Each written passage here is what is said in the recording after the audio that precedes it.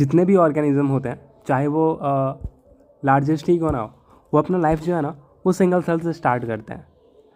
All sexually reproducing organisms start their life from single cell called zygote, है ना. और अगर मैं बोलूँ कि जो सेल है उसकी क्या कैरेक्टरिस्टिक्स है ना, सेल के क्या कैरेक्टरिस्टिक्स हैं, तो ग्रोथ एंड रिप्रोडक्शन जो है ना वो सेल का कैरेक्टरिस्टिक है. मतलब सेल जो होता है ना वो या तो ग्रो करता है, मतलब ग्रो करता है और रिप्रोड्यूस करता है, ग्रो करता है और रिप्रोड्यूस करता है. और जो ग्रोथ एंड और रिप्रोडक्शन का जो साइकिल है ना वही एक सिंगल सेल को क्या करता है, एक स्ट्रक्चर फॉर्म करने में हेल्प करता है कि जिसमें कि मिलियंस ऑफ सेल्स हैं. ओके, तो अब हम बात करते हैं कि ये सेल साइकिल होता क्या है. तो सेल साइकिल जो होता है ना वो stages through which cell passes from one division to next. तो सेल साइकिल जो होता है वो सारे स्टेजेस होते हैं जिसके थ्रू जो होता है ना सेल वो एक डिवीज़न से दूसरे डिवीज़न में जाता है. लाइक ये सेल, एक सेल जो है वो डिवाइड किया तो उसके बीच में जितने भी इवेंट्स चलते हैं इन सब के बीचों में, मतलब जितने भी स्टेजेस होते हैं उन सारे को सेल साइकिल बोलते हैं. इसलिए एनसीईआरटी यूज़ करती है term stages through which cell passes from one division to next. Okay, it is a sequence of events by which cell duplicates its genome, synthesizes other constituents of the cell and eventually divides into two. तो ये क्या होता है, sequence of events होता है जिसके अंदर जो होता है सेल जो होता है वो अपने जीनोम को डुप्लीकेट करता है और सिंथेसाइज करता है अदर कॉन्स्टिट्यूएंट्स को जो सेल के हैं, मतलब other constituents of the cell, और इवेंचुअली क्या करता है, डिवाइड कर जाता है दो सेल्स में, है ना. हमने समझ लिया कि सेल साइकिल क्या होता है. और उसके बाद फिर हाँ चलो बात करते हैं ड्यूरेशन ऑफ सेल साइकिल जो होता है ना वो वैरी करता है. कैसे वैरी करता है, वो वैरी करता है cell type to cell type and organism to organism. मतलब cell type to cell type और ऑर्गेनिज्म टू ऑर्गेनिज्म जो है वो सेल साइकिल का ड्यूरेशन वो वैरी करता है. ओके, फॉर एग्जांपल लिया हुआ है ह्यूमन का जो सेल साइकिल होता है वो 24 आवर का होता है. मतलब जो ह्यूमन सेल है वो 24 घंटे में एक बार डिवाइड करेगा. और जो ईस्ट होता है उसके सेल साइकिल का ड्यूरेशन 90 मिनट्स का होता है. इसका मतलब है कि 90 मिनट में ईस्ट जो है वो एक बार डिवाइड करेगा. जितने भी स्टेजेस हैं सेल साइकिल के उसमें जो सेल ग्रोथ है ना in terms of cytoplasmic increase, मतलब साइटोप्लाज्म का इंक्रीज होना, वो एक कंटिन्यूस प्रोसेस है, वो हर एक स्टेज में चलेगा. उसके बाद cell growth results in disturbing the ratio between nucleus and cytoplasm, therefore it is essential for cell to restore the nucleocytoplasmic ratio by cell division. तो बोलती एनसीईआरटी लिखती है कि सेल जो होता है ना, क्योंकि हर एक स्टेजेस पे ग्रो कर रहा होता है, हर एक स्टेजेस पे क्या कर रहा होता है, वो ग्रो कर रहा होता है. तो उसका जो क्योंकि न्यूक्लियस जो है उसका साइज़ तो एक फिक्स ही है, तो क्योंकि न्यूक्लियस बड़ा नहीं हो रहा है, सिर्फ साइटोप्लाज्म बड़ा हो रहा है. तो इसकी वजह से क्या होता है, न्यूक्लियस और साइटोप्लाज्म का रेशियो जो है वो डिस्टर्ब हो जाता है. इसलिए सेल डिवाइड करती है और अपने न्यूक्लियो साइटोप्लाज्मिक रेशियो को वापस से रीगेन कर लेती है. अब मूव करते हैं कुछ क्वेश्चंस के ऊपर. During division of a cell a DNA replication cell growth also takes place. True, क्योंकि जब सेल को डिवाइड होना होता है तो डीएनए का रेप्लिकेशन और सेल ग्रोथ दोनों होता है. All these processes which are cell division, DNA replication and cell growth have to take place in a coordinated way to ensure correct division and formation of progeny cells containing intact genome. मतलब coordinated way में ये होगा और जो progeny sales हैं वो intact genome consist करते हैं. इंटैक्ट मतलब होता है जुड़े हुए, नो टूटे हुए, मतलब बिखरते नहीं है, मतलब टूट अलग अलग नहीं होता है ऐसा. Like cell division is a very important process in all organisms. True. During cell division, the replicated chromosomes DNA are distributed to daughter nuclei by complex series of events. These events are under genomic control. Cell growth in terms of cytoplasmic increase is a continuous process. True. उसके बाद हम इसके phases को देखते हैं. Like सबसे पहले actively dividing cell है ये, ठीक है. तो वो अभी डिवाइड हो गया है, तो डिवाइड होके आते ही क्या होगा, this is simply G1 phase, this is S phase, this is G2 phase, this is मतलब ये फिर कैरियोकाइनेसिस है। तो Y is nothing but mitosis, A is prophase, B is metaphase, C is anaphase and D is telophase and finally cytokinesis, है ना। तो it is simple and this is. और फिर सपोज़ कोई सेल्स डिवाइड होकर के डिवाइड होकर के सेल्स बने और फिर वो सेल्स को अगर सपोज़ परमानेंट होना है तो वो किस में चला जाएगा, डिवाइड नहीं करेगा फिर फर्दर, और वो चला जाएगा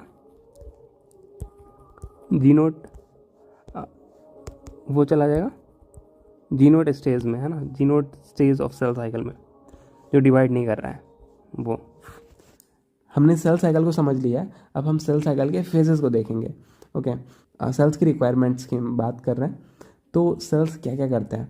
तो देखो, सबसे पहले बात करते हैं जिससे परमानेंट हो गए कोई सेल्स, बहुत सारे सेल्स हो जाते हैं वो दोबारा से डिवाइड नहीं करते हैं। तो सपोज जिनको परमानेंट होना है तो वो इंटरफेज के जीनोट फेज में अपना चले जाएंगे। ओके, उसके बाद क्या करना है, ग्रोथ करवाना है बॉडी का, है ना, मल्टीसेलुलर ऑर्गेनिज्म का ग्रोथ करवाना है, या तो ग्रोथ करवाना है, और जो सेल्स जहाँ पे मतलब डेड हो गए या फिर डैमेज हो गए तो उसको रिपेयर करवाना है, या तो उसके अलावा फिर तीसरा क्या हो मतलब चौथा क्या हो सकता है कि गैमेट्स बनाना है। तो सबसे पहला अगर परमानेंट होना है तो वो जीनोट में चले जाएंगे। उसके बाद अगर उसको ग्रोथ करवाना है बॉडी का, और ग्रोथ और रिपेयर करवाना है जो डैमेज सेल्स को, तो उस केस में क्या होगा, माइटोटिक डिवीज़न होगा, इक्वेशनल डिवीज़न होता है, क्रोमोसोम्स का नंबर सेम ही होता है पेरेंट्स और ऑफस्प्रिंग में। उसके बाद अगर सपोज गैमेट्स बनाना है तो इसमें म्यूटिक डिवीज़न होगा, जिसमें कि 4 सेल्स बनेंगे, ठीक है। और जो सेल्स होता है ये रिडक्शनल डिवीज़न होता है, क्योंकि इसमें क्रोमोसोम्स का नंबर जो है वो हाफ हो जाता है। ओके, तो अब हम सारे फेजेस को डिटेल में देखते हैं। सबसे पहले बात करते हैं इंटरफेज की। तो 2 सक्सेसिव एम फेज के बीच में जो फेज आता है, मतलब 2 सक्सेसिव माइटोटिक डिवीज़न के बीच में जो आता है उसको इंटरफेज बोलते हैं, और इसको रेस्टिंग फेज भी बोलते हैं, है ना। और इस टाइम पे जो सेल होती है वो प्रिपेयर कर रही होती है डिवीज़न के लिए by undergoing both cell growth and DNA replication. Cell growth it is a continuous process, we know very well, और जो डीएनए रेप्लिकेशन है वो एस फेज में अकर होता है ना, इंटरफेज के। तो वो सिंपल सा था। उसके बाद है माइटोसिस एम फेज, ठीक है। ये जो होता है ना, रिप्रेजेंट करता है फेज बिटवीन ये रिप्रेजेंट करता है उस फेज को जब माइटोसिस और एक्चुअल सेल डिवीज़न हो रहा होता है। ये बहुत ड्रामेटिक पीरियड होता है सेल साइकिल का, और इन्वॉल्व करता है major reorganisation of all components of the cell. जो जितने भी कंपोनेंट्स हैं सेल के उसका रीऑर्गेनाइजेशन होता है इस टाइम पे। और जो मतलब ऐसा इसलिए एनसीईआरटी लिखती है कि मोस्ट ड्रामेटिक पीरियड, क्योंकि हमें पता है कि जो इंटरफेज होता है वो 95% ऑफ द सेल साइकिल चलता है, मतलब बहुत लंबा होता है, और 5% टाइम में ही एम फेज होता है। और एम फेज के अंदर बहुत सारी चीज़ें होती है, कैरियोकाइनेसिस होती है और साइटोकाइनेसिस होती है, और इतना हेर फेर होता है, लाइक ऑर्गेनल्स इधर उधर ऐसे वैसे सेल को डिवाइड होना होता है, इसलिए ऐसा लाइन लिखती है एनसीईआरटी। उसके बाद बात करते हैं कि जो क्रोमोसोम्स का नंबर होता है वो पेरेंट्स और प्रोजेनी सेल्स में वो सेम होता है, इसलिए इसको इक्वेशनल डिवीज़न भी बोलते हैं, है ना। ये स्टार्ट होता है न्यूक्लियर डिवीज़न के साथ, जिसके अंदर क्या होता है, जो क्रोमोसोम्स होता है डुप्लीकेटेड क्रोमोसोम्स या लेशन, तो डीएनए डुप्लीकेट हुई रहती है ना, बट 2 सिस्टर क्रोमैटिड होता है, इसलिए यहाँ पे एनसीईआरटी, क्योंकि और इस फेज में कंडेंस हो चुकी है तो वो 2 सिस्टर क्रोमैटिड्स के साथ एक क्रोमोसोम देखेगा, इसलिए लिखते हैं डुप्लीकेटेड क्रोमोसोम। तो वो डुप्लीकेटेड क्रोमोसोम जो होती है उसको क्या होता है, उसको फिर डॉटर न्यूक्लियस के अंदर वो जो क्रोमोसोम रहता है फिर हाफ ऑफ बट के 2 न्यूक्लियस बनाएंगे, है ना, 2 न्यूक्लियस के जेनेटिक मटेरियल, इसलिए मतलब बेसिकली डॉटर न्यूक्लिया बनाएंगे। इसको कैरियोकाइनेसिस बोलते हैं, न्यूक्लियस का डिवीज़न, और फिर साइटोप्लाज्म का डिवीज़न साइटोकाइनेसिस, है ना। माइटोसिस जो होता है माइटोसिस और इक्वेशनल डिवीज़न, है ना, माइटोसिस ही इक्वेशनल डिवीज़न होता है, इसलिए माइटोसिस को इक्वेशनल डिवीज़न भी बोल सकता है। तो माइटोसिस और equational division is usually restricted to diploid cells only, है ना, and results in the production of diploid daughter cells with identical genetic material. तो जनरली क्या होता है ना कि जो माइटोसिस होता है, माइटोसिस या फिर इक्वेशनल डिवीजन बोल सकते हो, तो वो डिप्लॉइड सेल्स में ही होता है। एंड और जो उसके बाद फिर क्या प्रोड्यूस करता है डिप्लॉइड डॉटर सेल्स, क्योंकि आइडेंटिकल जेनेटिक मटेरियल होता है पेरेंट्स और ऑफ स्प्रिंग में, इस टाइप के रिप्रोडक्शन में, मतलब इस टाइप के सेल डिवीजन में। तो यूजुअली डिप्लॉइड सेल्स में होता है, बट जैसे याद रखने वाली बात यह है कि जो प्लांट्स है ना उसमें हैप्लॉइड और डिप्लॉइड दोनों सेल्स माइटोटिक डिवीजन दिखा सकते हैं। प्लांट्स में बोथ हैप्लॉइड और डिप्लॉइड सेल्स। एनिमल्स के अंदर जो होता है ना वो माइटोटिक डिवीजन जो है वो सिर्फ जो है ना वो डिप्लॉइड सेल्स सोमैटिक सेल्स के अंदर ही देखा जाता है, डिप्लॉइड सोमैटिक सेल्स मतलब नॉर्मल सेल्स। उसके बाद तो बट कुछ एक्सेप्शंस है, जैसे कि प्लांट्स में दोनों से होता है, एनिमल्स में सिर्फ एक से होता है, बट एक एक्सेप्शन है वो है मेल बर्ड का हनी बी। ठीक है, उसके बाद एक क्वेश्चन है कि some lower plants and in some social insects, male honey bee social insect, haploid cells also divide by mitosis, true और फॉल्स, तो ट्रू हो जाएगा, है ना। उसके बाद सिग्निफिकेंस क्या है माइटोसिस का, तो माइटोसिस दो चीज़ में हेल्पफुल है माइटोटिक डिवीजन, एक तो ग्रोथ करवाने के लिए, growth of multi cellular organisms, और दूसरा सेल रिपेयर के लिए। ठीक है, सपोज फॉर एग्जांपल यहाँ पे एग्जांपल लिया हुआ है mitotic division in meristematic tissues. ठीक है, तो जैसे कि हमें प्लांट्स में पता है कि खास करके डाइकोट में तो दो तरीके के मेरिस्टेम्स होते हैं, एक तो जो पहले आता है एपिकल मेरिस्टेम और दूसरा लेटरल मेरिस्टेम, है ना। तो दोनों क्या करते हैं प्लांट्स का कंटिन्यूस ग्रोथ करवाने में हेल्पफुल होता है। एक तो प्राइमरी ग्रोथ और ये सेकेंडरी ग्रोथ, मतलब गर्थ में इंक्रीज करवाना, तो ग्रोथ ही है काइंड ऑफ। उसके बाद बात करते हैं सेल रिपेयर की। तो जो सेल्स होते हैं हमारे, मतलब cells of upper layer of epidermis, cells lining the gut and blood cells, है ना, आर कॉन्स्टेंटली बींग रिप्लेस्ड, क्योंकि वो लोग उनको बार बार रिप्लेस करने की नीड होती है। उसके बाद जैसे म्यूसिस की बात करते हैं, तो म्यूसिस में क्या होता है ना, meiosis specialised kind of division होता है, और इसमें जो क्रोमोसोम का नंबर होता है वो हाफ हो जाता है। और इसकी वजह से क्या होता है, जो हैप्लॉइड जो डॉटर सेल्स होता है वो हैप्लॉइड बनते हैं। और म्यूसिस जो होता है ना वो डिप्लॉइड सेल्स के अंदर ही होता है, डिप्लॉइड सेल्स के अंदर ही सिर्फ इसलिए बिकॉज माइटोस मतलब म्यूसिस जो है वो लाइक क्योंकि रिडक्शनल डिवीजन है, तो जो डिप्लॉइड होंगे तो वही रिड्यूस होकर क्या हैप्लॉइड बनाएंगे, हैप्लॉइड का रिडक्शन इज नॉट पॉसिबल, है ना। वो क्या बनाएंगे फिर, डिप्लॉयड होंगे वो हैप्लॉइड बनाएंगे और रिडक्शनल डिवीजन करवाने के, तो इसलिए म्यूसिस जो होता है वो डिप्लॉयड सेल्स में ही होता है ना। और डिप्लॉयड सेल्स में ही होता है, और उसी सेल्स के अंदर होता है जो कि गैमेट्स बनाना है जिनको। तो प्रोडक्शन ऑफ ऑफस्प्रिंग बाय, हाँ, तो फिर गैमेट्स जो है वो किससे बनता है, तो स्पेशलाइज्ड जॉर्म सेल्स से बनता है ना। और बोलती है कि हैप्लॉइड सेल्स को फिर वो जो वापस जो गैमेट्स है फिर वापस से फर्टिलाइज करके नॉर्मल सा डिप्लॉइड सेल बना देगा, सिंपल सा है। और फिर एनसीईआरटी लिखती है कि हम जो है गैमेटोजेनेसिस प्लांट्स और एनिमल्स में मतलब देखेंगे 12th में, है ना, प्लांट्स उसमें। इसकी वजह से फिर क्या होता है हैप्लॉइड सेल्स बनता है। म्यूटिक इवेंट्स को ना दो पार्ट में कैटेगराइज किया है, दूसरा एक तो पहला म्यूसिस 1 में और दूसरा म्यूसिस 2 में, है ना। इसमें प्रोफेज 1 होता है, मतलब हाँ ये सब पता ही है। तो की फीचर्स क्या है म्यूसिस के, तो म्यूसिस जो होता है वो 2 sequential division cycles of nuclear and cell division होता है, मतलब 2 बार न्यूक्लियस और सेल का डिवीजन होता है, जिसको कि म्यूसिस 1 और म्यूसिस 2 बोलते हैं, है ना। But single cycle of DNA replication, क्योंकि इंटरफेज में ही एक बार क्या होता है डीएनए का रेप्लिकेशन हुआ रहता है। सो उसके बाद फिर क्या होता है म्यूसिस 1, उसमें न्यूक्लियस और साइटोप्लाज्म का एक और डिवीजन हुआ, फिर उसके बाद दोबारा से म्यूसिस 2, मतलब इंटरकाइनेसिस के बाद तो उसमें दोबारा से हो गया, तो इसलिए 2 बार न्यूक्लियस का डिवीजन हो रहा है। तो पहली बार ही क्या होता है, जब पहली बार ही डिवाइड होता है तो हैप्लॉइड्स हो जाता है, उसके बाद फिर वो दोबारा से डिवाइड करते हैं तो जो सिस्टर क्रोमैटिड्स होती है वो अलग हो जाती है। तो meiosis 1 is initiated after parental chromosomes have replicated to produce identical sister chromatids at S phase. Meiosis involves pairing of homologous chromosomes and recombination between non-sister chromatids of homologous chromosomes. 4 haploid cells are formed at the end of the meiosis 2.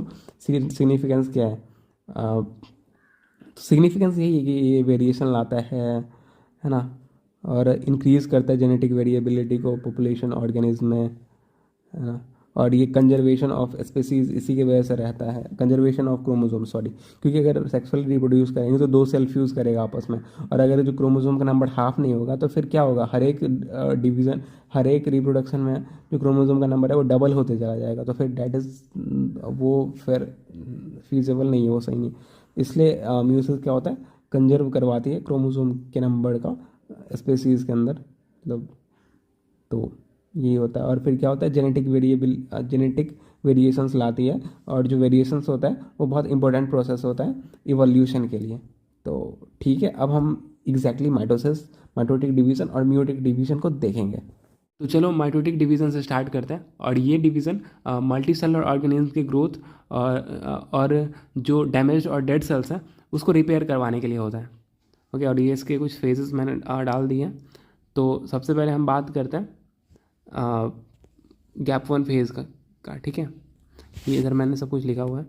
तो 2 phase होते हैं, interphase और M phase. Interphase को further 3 phase में divide किया गया, gap 1, synthesis और gap 2।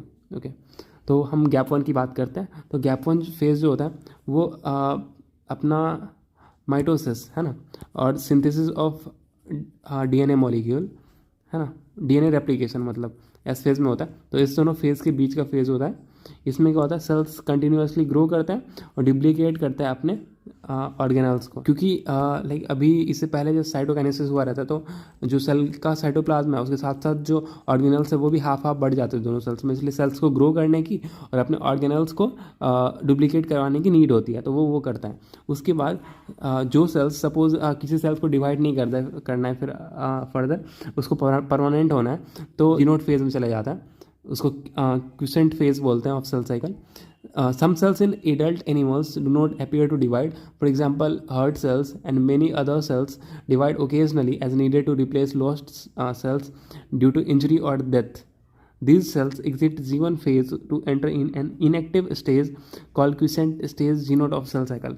लेकिन inactive stage में रहता है, हाँ मतलब inactive in terms of division है ना, division नहीं करता है, पर वो मेटाबॉलिकली एक्टिव होता है। मेटाबॉलिकली एक्टिव का मतलब है कि सेल्स के अंदर केमिकल रिएक्शंस चल रहे होंगे, और ये रिएक्शंस 2 तरीके के हो सकते हैं, कैटाबॉलिक और एनाबॉलिक। कैटाबॉलिक में कुछ टूटेगा और एनाबॉलिक में कुछ बनेगा है ना। उसके बाद बात करते हैं सिंथेसिस फेज। इसमें क्या होता है, डीएनए का सिंथेसिस होता है, सिंथेसिस या फिर रेप्लिकेशन। इसमें अमाउंट ऑफ डीएनए डबल हो जाता है, बट जो क्रोमोसोम का नंबर है वो सेम ही रहता है ना। अगर 2C था इनिशियल G1 फेज में तो एस फेज में 4C हो जाएगा। एनिमल सेल्स में क्या होता है, इन एनिमल सेल्स में डीएनए के अलावा सेंट्रीगोल्स का भी डुप्लीकेशन होता है सिर्फ एनिमल सेल्स में, क्योंकि सेंट्रीगोल सिर्फ एनिमल सेल्स में होता है, प्लांट्स में नहीं होता है। और फिर उसके बाद बात करते हैं गैप 2 फेज़ में। तो इसमें क्या होता है, प्रोटीन का सिंथेसिस होता है, प्रिपरेशन फॉर माइटोसिस। उसके बाद एम फेज़ में आ गया सेल है ना। एम फेज़ में क्या क्या होता है, कैरियोकाइनेसिस स्टार्ट होता है और साइटोकाइनेसिस पे आके एंड होता है एम फेज़। कैरियोकाइनेसिस को फर्दर हम 4 फेजेस में डिवाइड कर सकते हैं, प्रोफेज, मेटाफेज, एनाफेज और टीलोफेज है ना। तो प्रोफेज में क्या क्या होता है, तो प्रोफेज जो होता है वो एस फेज़ और G2 फेज़ को फॉलो करता है, मतलब उसके बाद आता है ना। और एस और G2 फेज़ में जो डीएनए मॉलिक्यूल्स बने हुए थे वो क्या होता है, डिस्टिंक्ट नहीं होता है, लाइक इंटरवाइंड होते हैं, लाइक ऐसे मतलब हाँ जैसे वो होता है ना थोड़े थोड़े लाइक ऐसे कुछ, वो क्योंकि क्रोमेटिन थे इसलिए है ना, वो उलझे हुए रहते हैं लाइक काइंड ऑफ। तो प्रोफेज कैसे स्टार्ट होता है, उसका स्टार्ट हम कैसे मार्क कर सकते हैं, मतलब कुछ तो जो क्रोमोजोम्स होता है उनका क्रोमोजोमल कंडेंसेशन स्टार्ट हो जाता है इस फेज में है ना, मतलब प्रोफेज के स्टार्ट होते ही, प्रोफेज के स्टार्ट में। और जो क्रोमोजोमल मटेरियल है वो अनटेंगल होता है ड्यूरिंग क्रोमैटिन कंडेंसेशन। जो क्रोमैटिन है वो अनटेंगल होता है।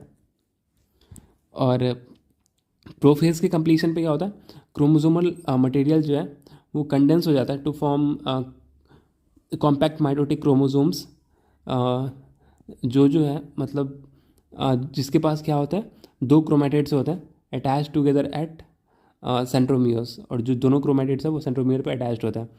उसके बाद फिर सेंट्रोजोम्स जो होता है वो क्या करते हैं, वो अपोजिट पोल्स पे चले जाता है प्रोफेज के एंड में है ना, प्रोफेज के कंप्लीशन पे, मतलब उस फेज के ड्यूरिंग, और रेडिएट करते हैं माइक्रोट्यूब्यूल्स जिसको कि एस्टर्स बोलते हैं है ना। The two asters together with spindle fibre forms mitotic apparatus। तो ऐसा होता है, सुनो। तो अगर यहाँ पे ये सेंट्रोसोम है, तो यहाँ से ऐसे ये छोटे छोटे जो रहते हैं इसको एस्टर्स बोलते हैं, और जो बड़े बड़े रहते हैं उसको स्पिंडल फाइबर्स बोलते हैं। तो अपोजिट पोल्स से भी लाइक ये मतलब दो एस्टर्स, क्योंकि दो सेंट्रोसोम रहते हैं तो दो एस्टर्ड हो गया, और टुगेदर विद स्पिंडल फाइबर्स, एक इसका और उसका, कॉल्ड, इसको क्या बोलते हैं, माइटोटिक apparatus बोलते हैं, है ना। Cells at the end of prophase don't show a nuclear envelope, endoplasmic reticulum और गोल्गी बॉडीज प्रोफेज के एंड में टूट जाती है ना।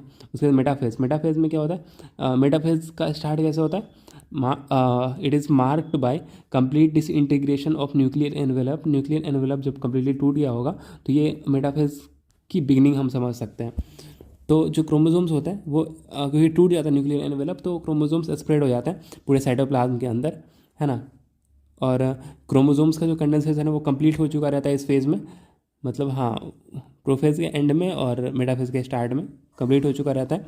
और डिस्क शेप्ड स्ट्रक्चर्स जो रहता है काइनेटोकोर्स, जो कहाँ पे होता है, जो क्रोमेटिड्स होते हैं, सिस्टर क्रोमेटिड्स, क्रोमोसोम्स के होता है ना, सिस्टर क्रोमेटिड्स कनेक्टेड होते हैं सेंट्रोमियर के पास, तो उस सेंट्रोमियर के सरफेस पे होता है ना। मतलब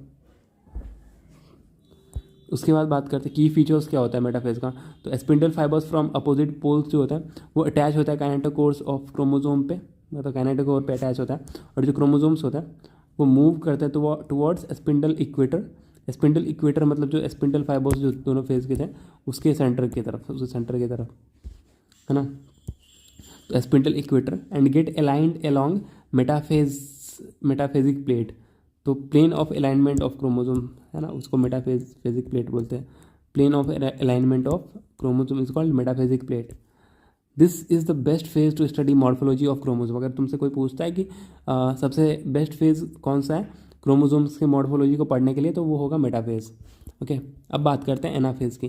तो इस टाइम पे क्या होता है, सेंट्रोमियर जो होता है ना वो क्रोमोसोम्स का, है ना, सेंट्रोमियर वो साइमल्टेनियसली क्या होता है, स्प्लिट होता है, और जो दोनों क्रोमेटिड्स थे वो अब रिफर्ड किए जाएंगे, मतलब उनको अब बोलेंगे, क्योंकि पहले तो एक ही क्रोमोसोम का पार्ट था, बट अब क्योंकि दोनों अलग हो गए तो उनको बोलेंगे daughter chromosomes of future nuclear, क्योंकि दोनों अब न्यूक्लियस बनाएंगे, मतलब वो क्रोमोसोम्स न्यूक्लियस में जाएंगे, है ना, क्रोमोसोम्स, इसलिए डॉटर ऑफ फ्यूचर न्यूक्लियर। और इसमें क्या होता है, स्प्लिटिंग जो होता है क्रोमोसोम का, तो इसके वजह से जैसे सपोज स्प्लिटिंग हुआ दोनों तरफ से, है ना, तो जो आर्म्स थे वो ट्रेलिंग बिहाइंड ऐसे, क्योंकि उसको खींचते हैं किसी भी चीज़ को तो ऐसे ही होगा ना, मतलब ऐसे बीच से परे खींच रहे तो ऐसे ऐसे बनता है, तो इसलिए आर्म्स जो होते हैं वो trailing behind. Chromatids move to opposite poles, और जो ये क्रोमेटिड्स थे वो अपोजिट पोल्स की तरफ चले जाता है। टेलोफेज में क्या होता है, क्रोमोसोम्स क्लस्टर एट, ये जो क्रोमोसोम्स थे अपोजिट पोल्स पे क्लस्टर हो जाता है, मतलब जमा हो जाता है, और जो उनकी आइडेंटिटी है एज अ डिस्क्रीट एलिमेंट, मतलब बेसिकली क्रोमोसोम के फॉर्म में बोला जा रहा है। पहले क्रोमोसोम जो हुए थे वो फिर से वापस से डिस्क्रीट एलिमेंट, है ना, वो ख़त्म हो जाता है क्योंकि वो डीकंडेंस हो जाता है ना वापस से, इसलिए बोलते हैं chromosome cluster at opposite spindle poles and their identity is lost as discrete elements. Nuclear envelope जो होता है वो वापस से बन जाता है ना, और chromosomes cluster at each poles forming two daughter nuclear. हाँ, न्यूक्लियर एनवेलप बनने की वजह से जो दो न्यूक्लियस बन जाता है ना। Nucleus endoplasmic reticulum Golgi bodies दोबारा से आ जाते हैं। ओके, एंड ये बहुत प्यारा सा डायग्राम मैंने बनाया हुआ था। साइटोप्लाज्म का डिवीजन हुआ तो जो सेल के अंदर का कंपोनेंट है वो डिस्ट्रीब्यूट हो गया, मतलब सपोज इसमें पहले सेल के पास दो माइटोकॉन्ड्रिया था, तो फिर साइटोकाइनेसिस के टाइम पे एक एक हो गया, है ना, और सेल्स का साइज़ भी छोटा हो गया, क्यों, क्योंकि साइटोप्लाज्म भी डिवाइड हो गया। तो अब G1 फेज में क्या होगा, सेल ग्रो करेगा, और जो अपने प्लीज़ लुक एट हियर, और अपने जो मोस्ट ऑफ द ऑर्गेनेल्स हैं उनका डुप्लीकेशन करेगा। बट सेंट्रियोल जो है वो डुप्लीकेट नहीं होता, सेंट्रियोल एस फेज़ में डुप्लीकेट होता है ना। एस फेज़ में यहाँ पे देखो डीएनए जो था सिर्फ एक ही थ्रेड है, इसमें डीएनए का डुप्लीकेशन हो गया, उसमें 2C था तो इसमें 4C कह सकते हैं, वो डबल हो गया सिंपली, है। और इसमें सेंट्रियोल्स का भी डुप्लीकेशन होता है। उसके बाद G2 फेज़ में G2 फेज़ में कुछ नहीं, प्रोटीन सिंथेसिस होता है क्योंकि मेटाफेज़ के लिए है ना, मेटाफेज़ के लिए प्रिपेयर हो रहा होता है। प्रोफेज़ जैसे बिगिनिंग में क्या होगा, जो ये क्रोमैटिन्स थे उनका कंडेंसेशन स्टार्ट हो जाता है, वही मार्क करता है बिगिनिंग ऑफ प्रोफेज़। और प्रोफेज़ के एंड में क्या होता है, जो क्रोमोसोम्स होता है वो कम्प्लीटली क्या हो चुके रहता है, कम्प्लीटली कंडेंस हो चुके रहता है, कम्प्लीटली कंडेंस हो चुके रहता है। और प्रोफेज़ के एंड में क्या होता है, ये जो प्रोफेज़ के एंड में nuclear membrane, endoplasmic reticulum, Golgi body, nucleus, ये सब टूट जाता है, ये सब डिसअपियर हो जाता है ना। और जो साइटोप्लाज्म के अंदर क्या होता है, मतलब हाँ प्रोफेज़ के एंड में ऐसा होता है। और प्रोफेज़ में क्या होता है, जो ये सेंट्रियोल्स है वो भी अपोजिट पोल्स पे मूव करता है। उसके बाद बात करते हैं मेटाफेज़ में। मेटाफेज़ की जो बिगनिंग होती है उसमें क्या होता है, प्रोफेज़ का एंड और मेटाफेज़ का बिगनिंग तो दोनों सेम ही होगा ना। तो यहाँ इसमें क्या होता है कि जो क्रोमोसोम्स होते हैं वो कम्प्लीटली कंडेंस हो चुके रहता है, और जो nuclear envelope, Golgi bodies, endoplasmic reticulum, ये सब गायब हो चुका रहता है। और फिर मेटाफेज़ में क्या होता है, मेटाफेज़ में जो अपोजिट पोल्स हैं वहाँ से जो सेंट्रियोल्स हैं वो रेडिएट करते हैं माइक्रोट्यूब्यूल्स और किनेटोकोर पे अटैच हो जाते हैं। उसके बाद और क्या करते हैं, उस सारे क्रोमोसोम्स को एक मेटाफिजिक प्लेट है ना, जो सेंटर होता है, मतलब स्पिंडल इक्वेटर बोलो या पे लेके आते हैं ना। और जो प्लेन ऑफ अलाइनमेंट है उसको, प्लेन ऑफ अलाइनमेंट को क्या बोलते हैं,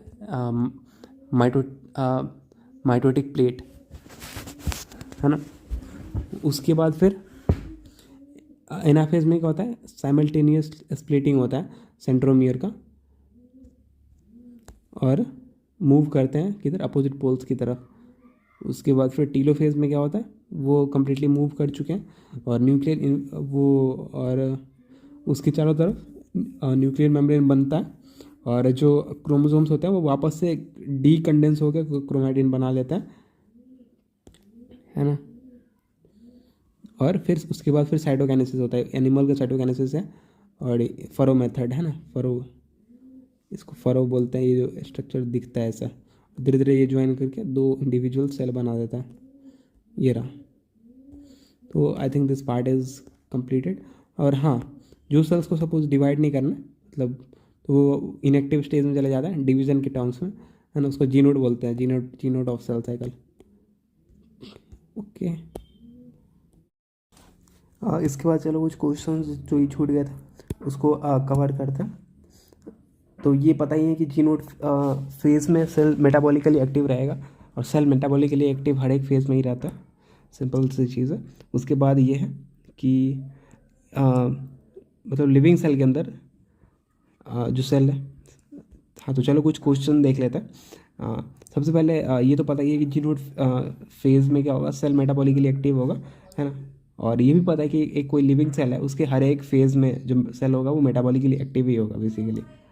उसके बाद बात करते हैं कि 24 hour average duration of cell cycle of human cell division proper last for about 1 hour, मतलब जो माइटोटिक फेज़ है वो 1 घंटे का होता है अप्रॉक्सीमेटली, और interphase last more than 95% of the duration of the cell cycle.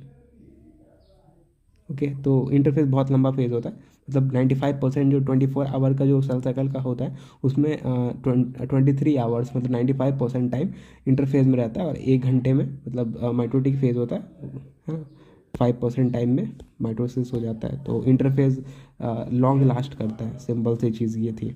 उसके बाद ये कि during cytoplasmic division organelles like mitochondria and chloroplast get distributed between 2 daughter cells, है ना।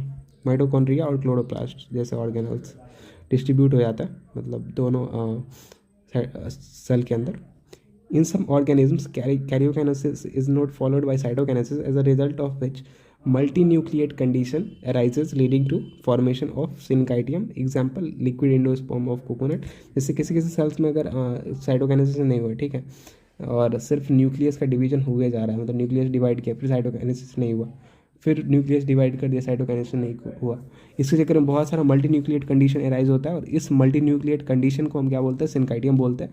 फॉर एग्जांपल जो कोकोनट होता है उसका इंडोस्पर्म होता है ना, अंदर में जो लिक्विड होता है वो इंडोस्पर्म होता है, उसमें डीएनए होता है बहुत ज़्यादा, मतलब न्यूक्लियस होता है बहुत, मल्टी न्यूक्लिएट कंडीशन होता है वो।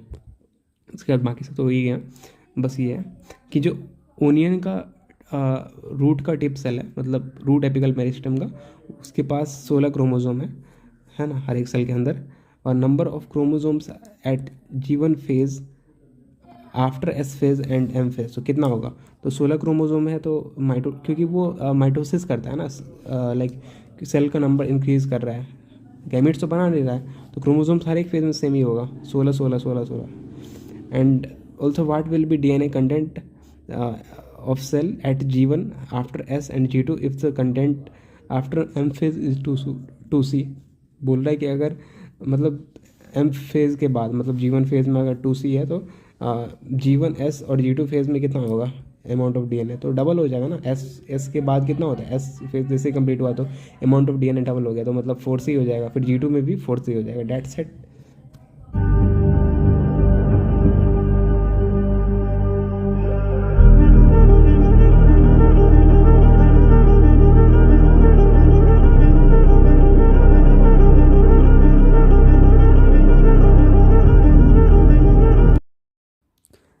तो चलो अब हम मियोटिक डिवीज़न को देखते हैं। इससे पहले हमने माइटोटिक डिवीज़न को देखा था और उसको माइटोसिस बोलते हैं, और इसको मियोटिक डिवीज़न बोलते हैं, और है ना, और म्यूसिस बोलते हैं ना इन जनरल, मतलब म्यूसिस बोलते हैं इसको, और डिवीज़न को मियोटिक डिवीज़न। तो जो म्यूसिस है वो दो सीक्वेंशियल डिवीज़न होता है। सबसे पहले म्यूसिस 1 होता है, फिर क्या होता है, म्यूसिस 2 होता है एक्चुअली। तो इंटरफेस से सपोज, वो इंटरफेस सेमी प्रोसेस रहता है, इंटरफेस से सपोज डिवाइडिंग फेज में एंटर किया, और डिवाइडिंग फेज में सपोज म्यूसिस 1 में घुसा, ठीक है। और म्यूसिस 1 में भी क्या होगा, टोटल 4 फेजेज होंगे, प्रोफेज, मेटाफेज, एनाफेज, टीलोफेज, है ना। Prophase 1, metaphase 1, anaphase 1, telophase 1। फिर म्यूसिस 2 में भी सिमिलर। तो प्रोफेज जो होता है ना म्यूसिस 1 का, वो बहुत लंबा होता है, और इसको फिर फर्दर 5 फेजेस में डिवाइड किया गया, लेप्टोटीन, जैगोटीन, पैचेटीन, डिप्लोटीन और डाइकाइनेसिस के, इसको प्रोफेज 1 को, है ना। उसके बाद फिर मेटाफेज, एनाफेज, टीलोफेज और साइटोकाइनेसिस होता है, और उसके बाद फिर इंटरफेज बिटवीन म्यूसिस 1 और म्यूसिस 2, मतलब बहुत छोटा सा फेज, मतलब टाइम गैप होता है, तो फिर म्यूसिस 2 स्टार्ट हो जाता है। तो चलो अब हम देखते हैं, लाइक प्रोफेज में घुसे, है ना, म्यूसिस पर, कैरियोकाइनेसिस इन म्यूसिस, ये जो न्यूक्लियस का डिवीजन है ना, तो वही। तो प्रोफेज, ये क्या लिखा हुआ है, हाँ, तो सबसे पहले लिखा हुआ है जो प्रोफेज 1 होता है म्यूसिस 1 का, वो लॉन्गर होता है as compare to prophase of mitosis, और मोड कॉम्प्लेक्स होता है, उससे ज़्यादा कॉम्प्लेक्स होता है। इसको फर्दर जो है ना 5 फेजेस में डिवाइड किया गया है बेस्ड ऑन क्रोमोजोमल बिहेवियर, मतलब क्रोमोजोम के बिहेवियर के ऊपर जो प्रोफेज 1 है उसको फर्दर 5 फेजेस में डिवाइड किया गया है ना। तो सबसे पहला फेज है लेप्टोटीन, है ना। तो इसके अंदर क्या होता है, क्रोमोजोम्स का कॉम्पैक्शन होता है ना, बेसिकली जो क्रोमेटिन था वो क्रोमोजोम बन जाता है इस फेज में, है ना, और ग्रेजुअली विजिबल हो जाता है अंडर माइक्रोस्कोप। जाइगोटीन में क्या होता है, जो क्रोमोजोम्स थे वो पेयर कर लेते हैं, मतलब पेयरिंग स्टार्ट कर देता है, और ये जो एसोसिएशन का प्रोसेस है उसको साइनेप्सिस बोलते हैं, और विच इज़ एक्कम्पेन्ड बाय, और ये किसकी मदद से होता है, formation of complex structure. Synapsis जो है वो कॉम्प्लेक्स स्ट्रक्चर के फॉर्मेशन के मदद से होता है, विच इज़ साइनेप्टोनीमल कॉम्प्लेक्स। देखेंगे हम कैसे, मतलब जो दोनों होमोलोगस क्रोमोसोम्स है वो चिपकते हैं किसकी मदद से, जैसे ग्लू की तरह काम करता है साइनेप्टोनीमल कॉम्प्लेक्स। और जो कॉम्प्लेक्स फॉर्म होता है by pair of synapsed homologous chromosome, उसको क्या बोलते हैं, बाइवेलेंट और टेट्राड। बाइवेलेंट किसके टर्म्स में बोलते हैं, क्रोमोसोम्स के टर्म्स में, मतलब क्योंकि दोनों होमोलोगस क्रोमोसोम्स होता है तो बाइवेलेंट 2 क्रोमोसोम, और tetrad in terms of chromatid क्योंकि 4 क्रोमैटिड होता है इसलिए। But it is more clearly visible in pachytene. तो ये जो बाइवेलेंट और टेट्राड है ना, वो पैकेटिन में मोर क्लियरली विजिबल होता है ना। क्यों? क्योंकि इस टाइम पे लाइक जाइगोटिन के एंड में क्या होता है, ये जो सिनेप्सिस है वो खत्म होता है और वहाँ से प्रोफेज पैकेटिन स्टार्ट होता है, इसलिए जो बाइवेलेंट और टेट्राड है वो पैकेटिन में सबसे अच्छे से दिखता है। तो उसके बाद एनसीईआरटी लिखती है कि जो फर्स्ट 2 स्टेज होता है प्रोफेज 1 का, वो रिलेटिवली शॉर्टर होता है कंपेयर टू पैकेटिन। मतलब ये दोनों शॉर्टर होता है, ये बहुत ध्यान रखना। शॉर्ट लिव्ड है ना, शॉर्ट लिव्ड। ये जो दोनों प्रोसेस है लेप्टोडीन और जाइगोटिन, वो पैकेटिन के कंपेयर में क्या होता है, शॉर्ट लिव्ड होता है। ये लॉन्ग लिव्ड होता है पैकेटिन लॉन्ग लिव्ड और लेप्टोडीन और जाइगोटिन शॉर्ट लिव्ड होता है, बहुत शॉर्ट लिव्ड। पैकेटिन में क्या होता है, stage is characterised by appearance of recombination nodules like site which crossing over takes place between non sister chromatids. मतलब होमोलोगस क्रोमोसोम्स जो होता है उसके जो क्रोमेटिड्स होता है वो आपस में रिकॉम्बिनेशन करते हैं, इसलिए नॉन सिस्टर बोल रहे हैं। सिस्टर क्रोमेटिड्स एक ही क्रोमोसोम्स के क्रोमेटिड्स को बोलेंगे ना, नॉन सिस्टर मतलब जो होमोलोगस क्रोमोसोम्स है उसके क्रोमेटिड्स की बात हो रही है। तो वो क्या करता है, आपस में क्रॉसिंग ओवर स्टार्ट करता है। क्रॉसिंग ओवर क्या होता है, exchange of genetic material between 2 homologous chromosomes. Enzyme mediated process होता है, और इंजाइम्स कौन सा इन्वॉल्व होता है इसमें, रिकॉम्बिनेज होता है ना, और कंप्लीट हो जाता है और जो ये क्रॉसिंग ओवर है वो पैकेटिन के एंड में ख़त्म हो जाता है, living chromosomes linked at the sites of crossing over. तो जहाँ पे क्रॉसिंग ओवर हुआ रहता है वहाँ पे भी चिपक गया रहता है, मतलब चिपक के रह जाते हैं क्रोमोसोम्स। एक तो सिनेप्टोनीमल कॉम्प्लेक्स की वजह से, सिनेप्सिस जो हुआ है सिनेप्टोनीमल कॉम्प्लेक्स ग्लू की तरह काम करता है, तो उसकी वजह से चिपके हुए रहता है। उसके बाद जहाँ पे क्रॉसिंग ओवर होता है वहाँ पे भी चिपके हुए रहते हैं, दोनों जगह पे, है ना। और डिप्लोटीन में क्या होता है, ये जो डिसोल्यूशन ऑफ सिनेप्टोनीमल कॉम्प्लेक्स उसकी शुरुआत होती है। जो सिनेप्टोनीमल कॉम्प्लेक्स जो ग्लू जो मतलब जिसकी मदद से चिपका हुआ था जाइगोटिन में, वो धीरे धीरे क्या होता है, हटने लगता है। उसकी वजह से क्या होता है कि सिर्फ एक ही जगह पे चिपके हुए, जहाँ पे क्रॉसिंग ओवर हुआ रहता है वहीं पे वो चिपके हुए रहते हैं सिर्फ होमोलोगस क्रोमोसोम्स, इसलिए एक्स शेप्ड स्ट्रक्चर्स दिखता है। उसको कियाज्माटा बोलते हैं, आगे देखेंगे हम डिमॉन्स्ट्रेशन में। इन oocytes of some vertebrates, ये बहुत इंपॉर्टेंट है कि in oocytes of some vertebrates diplotene can last for months और ईयर्स। जैसे कि फॉर एग्जांपल जो गैमेटोजेनेसिस है फीमेल्स के अंदर, उसमें भी जो प्रोफेज 1 में जो स्टक होता है ना वो डिवीज़न, वो डिप्लोटीन में ही आकर के रुकता है। तो इसलिए वो मंथ्स और ईयर्स तक क्या होता है, ऊ साइड मतलब डिप्लोटीन इतना लंबा चल सकता है, तो वही होता है।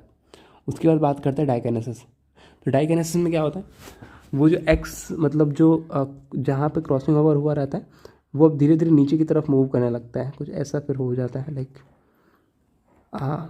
तो अगर सपोज ऐसा था, जो भी है ऐसे ऐसे, तो ये ऊपर की तरफ से ये जो चिपका हुआ रहता है वो ऊपर की तरफ मूव करने लगता है, ऐसा है। टर्मिनलाइजेशन ऑफ चियाज्माटा, वो जो एक्स शेप्ड स्ट्रक्चर है उसका टर्मिनलाइजेशन, वो टर्मिनल की तरफ मूव करने लगता है ना। और फिर इस फेज में क्या होता है, जो क्रोमोसोम्स होते हैं वो फुली इलोंगेट हो चुके हुए रहते हैं, मतलब फुल्ली कंडेंस हो चुके रहते हैं। एंड म्यूटिक स्पिंडल जो होता है is assembled to prepare homologous chromosome separation. और म्यूटिक स्पिंडल मतलब जो क्योंकि प्रोफेज का एंड होने वाला है तो मतलब तो और जो सेंट्रोसोम्स होते हैं वो अपोजिट पोल्स पे जा चुके होते हैं, और म्यूटिक स्पिंडल जो होता है ना वो तैयार हो रहा होता है कि जो क्रोमोसोम्स है उसका सेपरेशन करवाए। बाय द एंड क्या होता है, मतलब एंड ऑफ की प्रोफेज का एंड हो रहा है तो अब न्यूक्लियस डिसअपियर होगा, न्यूक्लियर मेम्ब्रेन डिसअपियर होगा, है ना। और diakinesis represent transition to metaphase. Diakinesis के बाद क्या होता है, मेटाफेज स्टार्ट होता है, इसलिए diakinesis represent transition to metaphase. Metaphase 1 में क्या होता है, बाइवेलेंट क्रोमोसोम्स जो होता है ना वो अलाइन होता है कहाँ पे, इक्वेटोरियल प्लेट पे, और जो माइक्रोट्यूब्यूल्स होता है वो अपोजिट पोल से वो क्या होता है, अटैच होता है kinetochores of homologous chromosomes.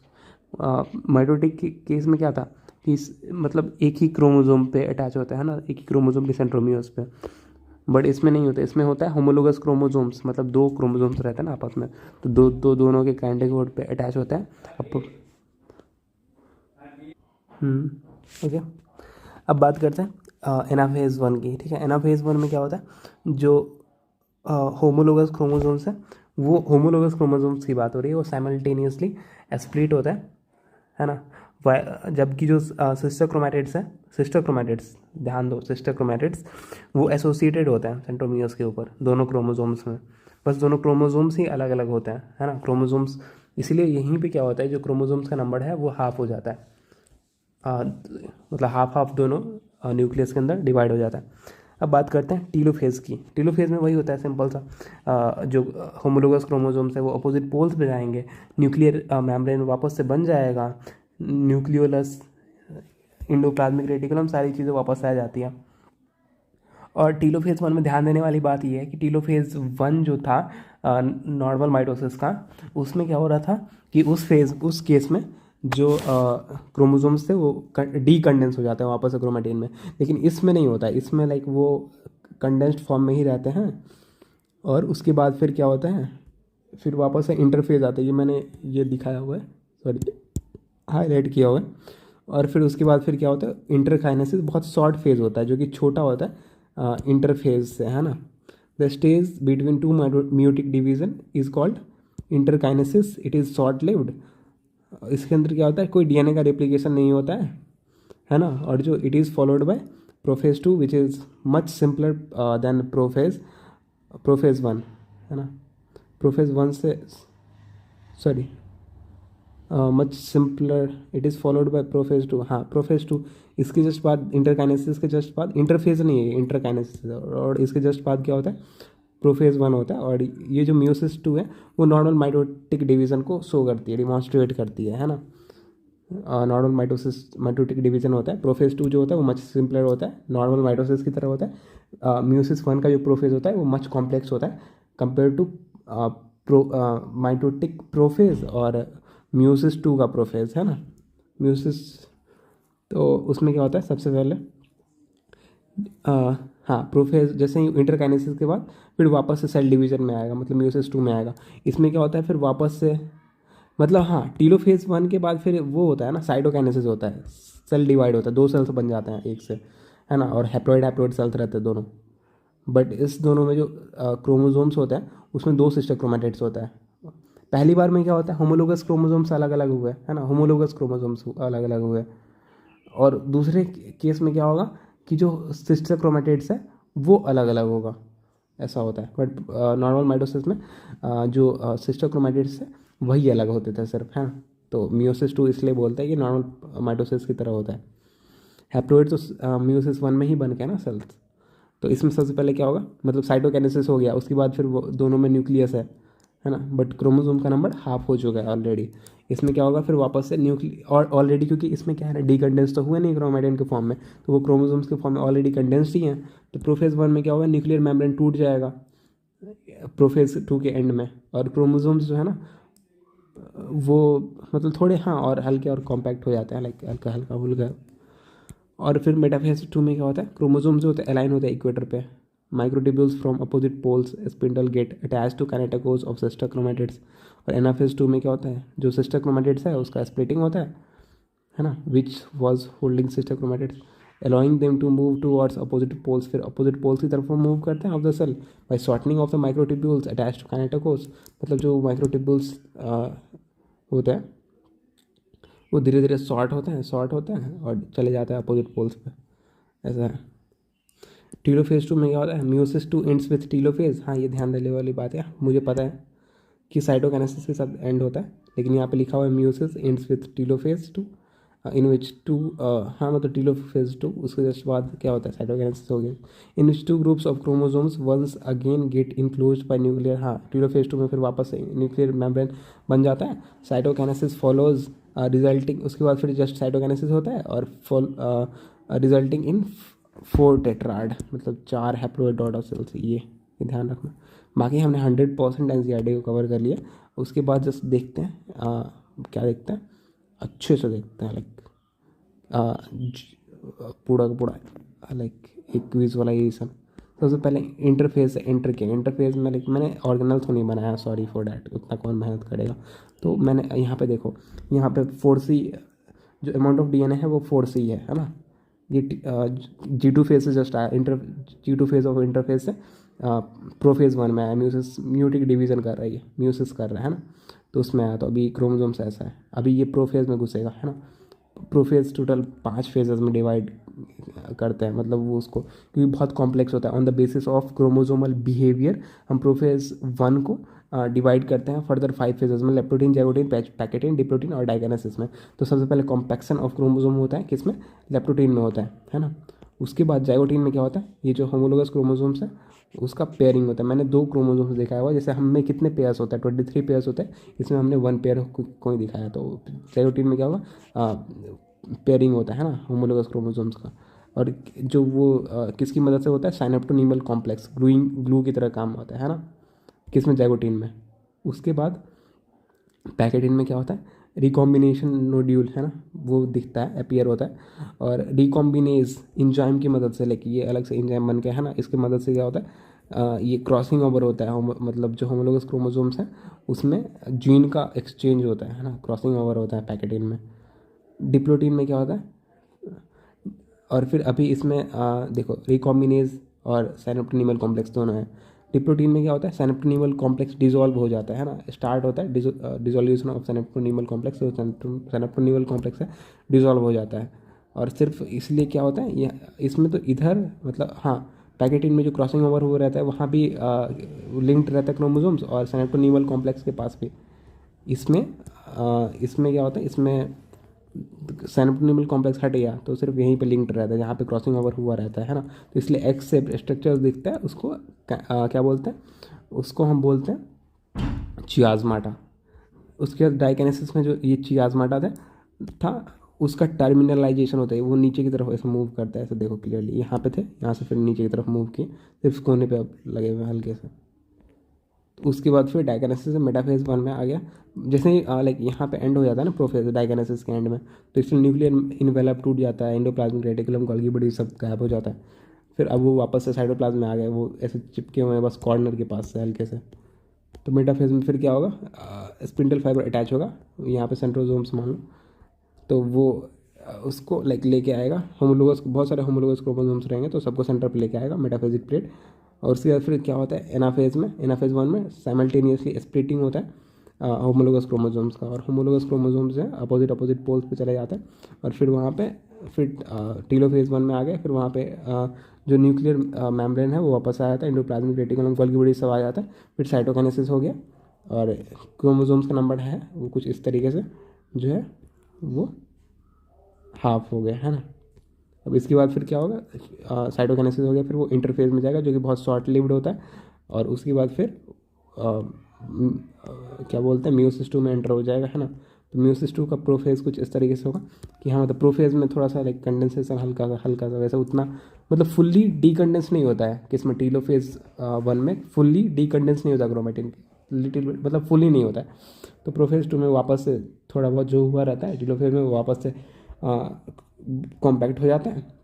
Metaphase में पता ही है, मेटाफेज के स्टार्ट में ये न्यूक्लियर इनवेलप सब टूट जाता है। एनाफेज में स्प्लिटिंग हो जाता है, मतलब ये सिस्टर क्रोमेटिड्स का, है ना, और वो अपोजिट पोल्स की तरफ मूव करते हैं। और देखो ये एक्सचेंज हुआ हुआ जेनेटिक मटेरियल का, और इसलिए क्योंकि एक्सचेंज जो हुआ रहता है ना, इसके वजह से क्या होता है, इसके वजह से वेरिएशंस आ जाते हैं, वेरिएशंस। और फिर वापस से ये रहा टीलोफेज, ये रहा टीलोफेज, फिर साइटोकाइनेसिस हो गया। मतलब टीलोफेज जैसे ही आया तो इसमें फिर से जो क्रोमोसोम्स होते हैं वो डीकंडेंस हो जाते हैं क्रोमेटिन में, क्योंकि ये नॉर्मल प्रोफेज की तरह है। ऐसा प्रोफेज 1 में नहीं, सॉरी टीलोफेज 1 में नहीं होता, टीलोफेज 2 में होता है, और नॉर्मल माइटोसिस की टीलोफेज में भी होता है। डीकंडेंस हो गया, फिर साइटोकाइनेसिस हो गया, सेल डिवाइड हो गया। और इसी के साथ ये चैप्टर कंप्लीटली खत्म हो चुका है, 100% एनसीईआरटी हमने कवर कर लिया। और Meiosis 1. Now, let's focus on the first stage of meiosis, known as meiosis 1. Prophase 1 commences with a diploid cell. Its chromatin contains 2 sets of chromosomes, one inherited from each parent. During this phase, the DNA in the chromatin replicates and condenses into recognizable X-shaped chromosomes and its identical sister chromatids of each chromosome. The chromosomes couple up with their corresponding counterparts in a fascinating process called synapsis, generating a tetrad made up of 4 sister chromatids.